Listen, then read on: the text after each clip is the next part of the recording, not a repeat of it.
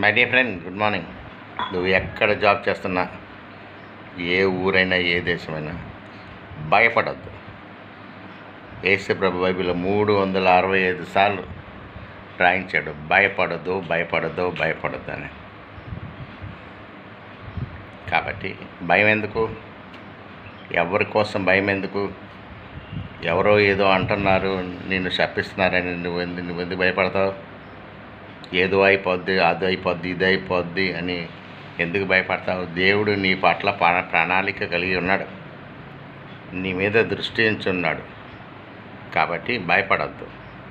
ఎటువంటి పరిస్థితులైనా భయపడద్దు.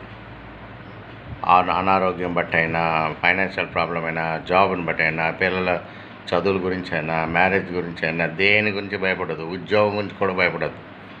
పీకేస్తానంటే పీకేమను, పర్లేదు, భయపడద్దు. ఊర్లోంచి వెలివేస్తానంటే వెలివేసేమను, భయపడద్దు. నీ ఆస్తులని కబ్జా చేస్తామంటే కబ్జా చేసుకోమని చెప్పు, భయపడద్దు. కానీ వీటన్నిటికి మించిన దేవుడు ఒకడు ఉన్నాడు పైన ఆకాశం ఉంది, ఆయన పేరు యేసుక్రీస్తు.